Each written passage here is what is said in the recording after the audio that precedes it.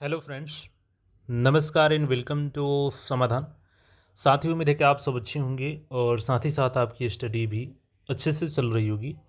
Finally साथियों, शिक्षक भर्ती अभ्यर्थियों के लिए तैयारी 4 वैकेंसी का इंतजार करने वाले अभ्यर्थियों के लिए खुशखबरी आ चुकी है।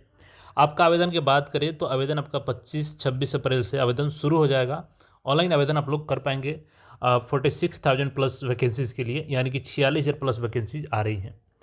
क्लास वाइज कितनी वैकेंसी है, ये सारा चीज़ हम लोग देखेंगे। नोटिफिकेशन आपका 2 से 3 दिन में आने जा रहा है। डिले क्यों हुआ, और सबसे बड़ा चीज़, इसमें कई सारे बदलाव भी किए गए हैं जो कि आपको समझना ज़रूरी है। तो सबसे पहले तो आपको बता दें कि इसमें आपको जो डिस्ट्रिक्ट का सिलेक्शन करना है वो भी अब आपको केवल 3 नहीं करना है बल्कि 38 जिला करना होगा। अगर इसमें आप कोई छोड़ भी देते हैं तो हो सकता है कि आपको आगे दिक्कत हो जाए, क्योंकि हो सके कि 30 आपने सेलेक्ट किया, उसमें से 30 में से कोई भी नहीं मिले आपको, तो आगे प्रॉब्लम हो जाएगा। तो पूरी अपडेट को समझिए। सबसे पहले जो परीक्षा नियंत्रक सर है उन्होंने क्या कुछ कहा है वो समझिए, फिर आगे हम लोग बात करते हैं। द्वारा यह दे दिया गया है कि 22 से 27 सितंबर को TRE 4 की परीक्षा आयोजित की जाएगी।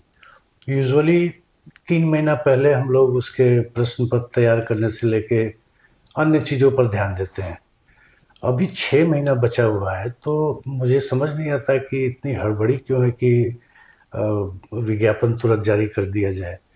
ये कुछ लोग बहकावा में आकर के परेशान हो रहे हैं, और बहकाने वाले लोग भी मैं देखता हूँ कि सोशल मीडिया पर एक्टिव रहते हैं। तो ये कोई मतलब नहीं है कि TRE 4 का विज्ञापन जल्द आ जाए।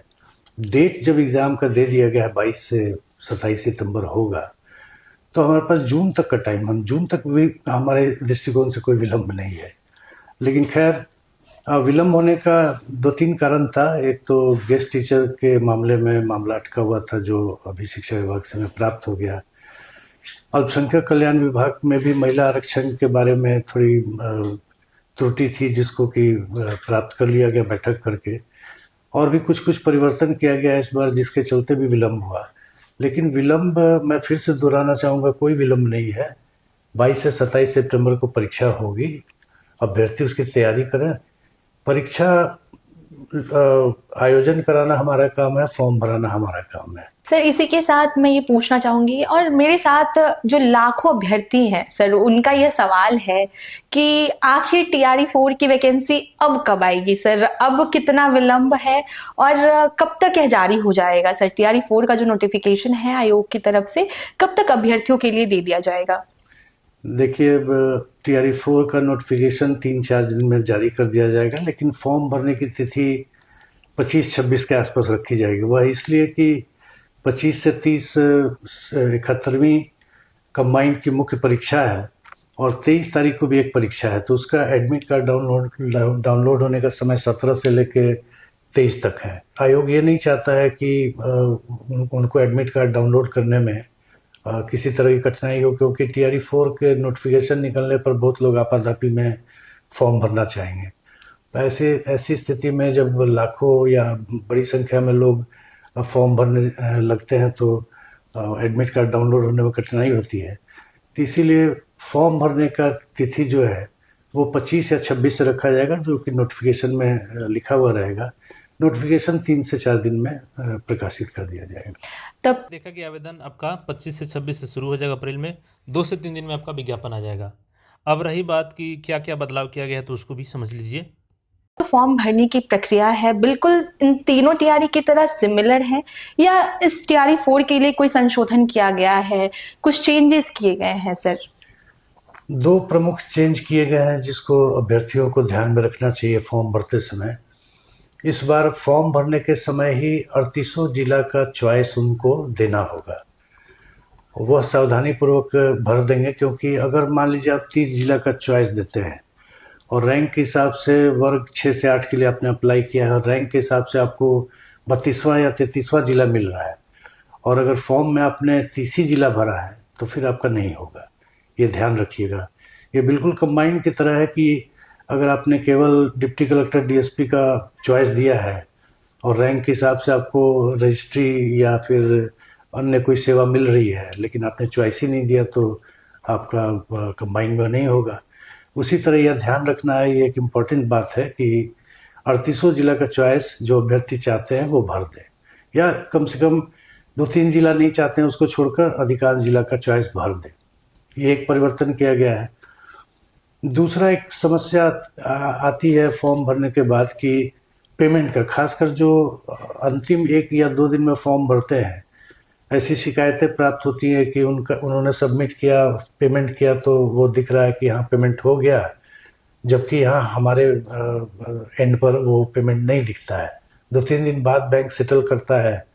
तो कभी कभी इसको लेकर कंट्रोवर्सी हो जाती है, तो इसलिए ऐसा प्रावधान इस बार किया गया है कि पहले आप पेमेंट कर देंगे, उसके बाद ही आपको फॉर्म भरने का लिंक उपलब्ध होगा।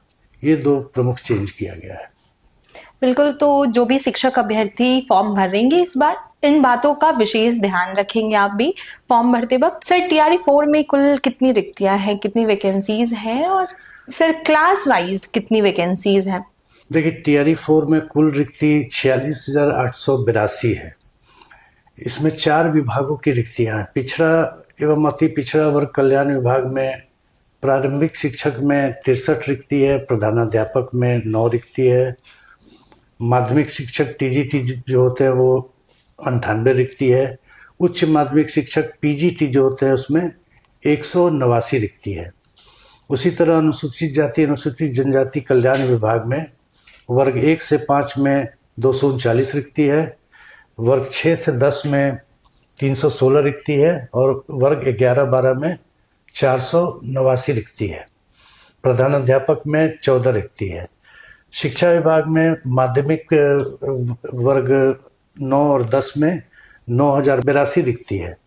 उच्च माध्यमिक यानी 11वीं और 12वीं में 16,774 रिक्ति है। प्राथमिक विद्यालय वर्ग 1 से 5 में 10,778 रिक्तियाँ हैं। मध्य विद्यालय वर्ग 6 से 8 में 8,583 रिक्ति है। और अंतिम में अल्पसंख्यक कल्याण विभाग में माध्यमिक वर्ग 9 से 10 में 98 रिक्तियाँ हैं। उच्च माध्यमिक वर्ग 11 से 12 में 180 रिक्तियाँ हैं और प्रधानाध्यापक में 9 रिक्तियाँ हैं। कुल मिलाकर 46,882 रिक्तियाँ हैं। सर, इसी के साथ हमारा आखिरी सवाल ये होगा कि इस पूरी प्रक्रिया के दौरान जो फॉर्म भरना है टीआरई 4 का, तो सर अभ्यर्थियों को किन बातों का विशेष ध्यान रखना है? सबसे पहले मैं कहना चाहूँगा कि फॉर्म भरने के 3 पार्ट हैं। पहला ओटीआर है, दूसरा प्रोफाइल है और तीसरा फॉर्म है। तो ओटीआर और प्रोफाइल अभ्यर्थी पहले से भर के रखें, तब फॉर्म भरने में उनको 10 से 15 मिनट, मैक्सिमम 20 मिनट का समय लगेगा। ऐसे फॉर्म भरते समय ही ओटीआर भरेंगे, प्रोफाइल बनाएंगे, तब फॉर्म भरेंगे तो वो लंबा समय ले सकता है। और ख़ास करके जब बहुत ज़्यादा संख्या में अभ्यर्थी फॉर्म भरने लगते हैं तो किन्हीं को कई तरह की कठिनाई आने लगती है। तो मैं अनुरोध करूँगा कि फॉर्म भरने की तिथि 25 या 26 अप्रैल से होगी, उसके पहले प्रोफाइल और ओटीआर बना करके लोग रख लें ताकि फॉर्म भरने में सुविधा हो सके।